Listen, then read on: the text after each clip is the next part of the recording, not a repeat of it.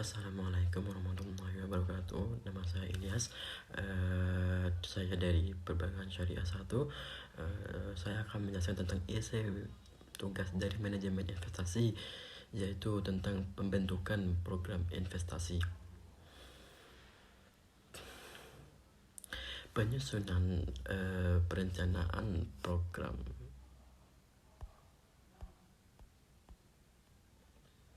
Assalamualaikum warahmatullahi wabarakatuh. Nama saya Ilyas dari Perbankan Syariah 1 Universitas Islam Malang. Saya akan menjelaskan tentang isi dari manajemen investasi, yaitu tentang pembentukan program investasi. Penyusunan perencanaan program investasi sangat dibutuhkan untuk menunjang investasi yang dapat berkembang. Penyusunan program kebutuhan investasi meliputi aspek yang sangat luas. Pada pembentukan program investasi harus paham 4 poin ini, yaitu perencanaan investasi, yang kedua pajak dalam investasi, yang ketiga tujuan dan rencana investasi, yang terakhir yaitu perusahaan asuransi.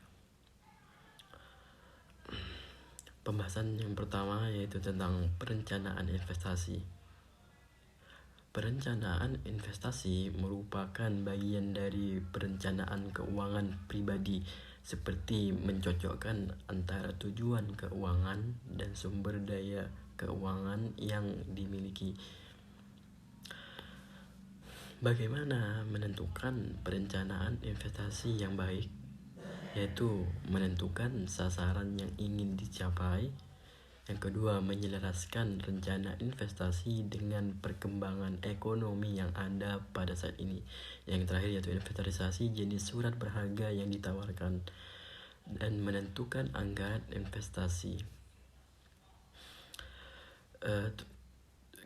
Terus saya akan membahas tentang perusahaan asuransi. Asuransi pada UUD memiliki arti lain yang mana berada pada pasal 1 ayat 11 nomor 40 tahun 2014, yang mana ayat tersebut tentang perasuransian terdapat unsur penting pada perusahaan asuransi, yaitu pelindungan. Pada pelindungan memberikan pelindungan untuk peristiwa yang merugikan di masa mendatang. Terus yaitu yang manfaat tunai, yaitu pada manfaat tunai itu memberikan kemanfaatan tunai. Terus yang kita akan membahas tentang pajak. Pajak kontribusi wajib kepada negara yang terutang oleh pribadi atau badan yang bersifat memaksa berdasarkan undang-undang dengan tidak mendapatkan imbalan secara langsung dan digunakan untuk keperluan negara bagi sebesar-besarnya kemakmuran rakyat. Kewajiban tetaplah kewajiban, saling membutuhkan, bukan alasan untuk tidak melakukan pajak, sebab pajak merupakan iuran wajib masyarakat kepada negara.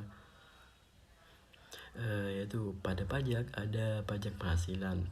Pajak penghasilan itu ada di pasal 25 atau PPh 25. Pada pajak penghasilan ada yang menghasilkan penghasilan biasa dan juga ada penghasilan capital gain.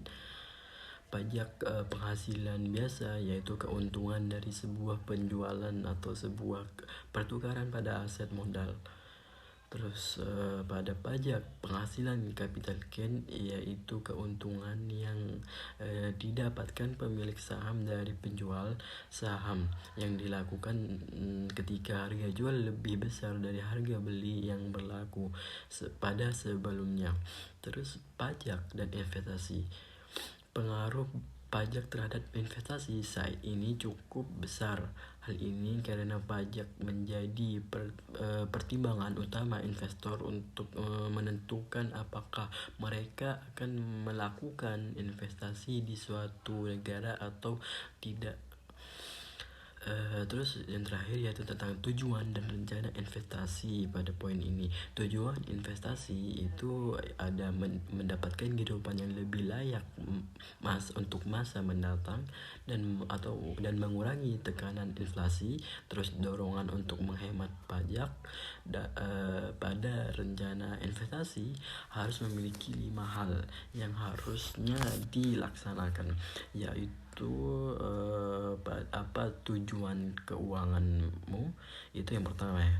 Nah, sebelum masuk ke investasi, kamu perlu mendefinisikan terlebih dahulu tujuan keuanganmu. Misalnya untuk dana untuk pensiun, dana untuk menikah, dana untuk melanjutkan studi S2, atau sekedar beli mobil baru.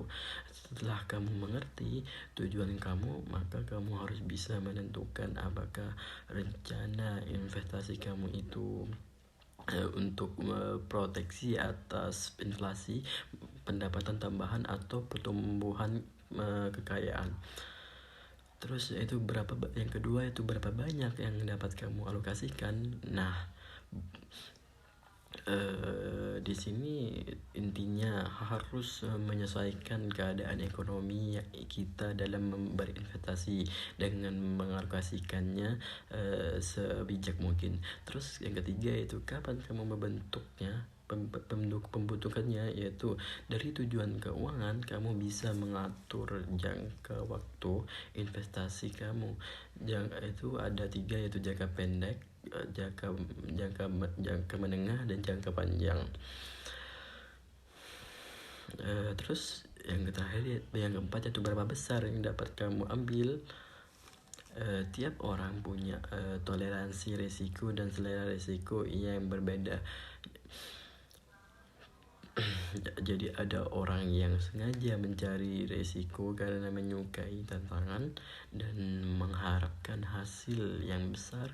Namun ada juga orang yang menghindari resiko karena menyukai jaminan keamanan walaupun hasil relatif kecil. Yang terakhir yaitu kamu sebaiknya investasi di mana. Banyak orang melakukan investasi langsung pada produk yang ditawarkan, padahal di era informasi saat ini kamu dapat melakukan perbandingan terlebih dahulu sebelum mulai investasi.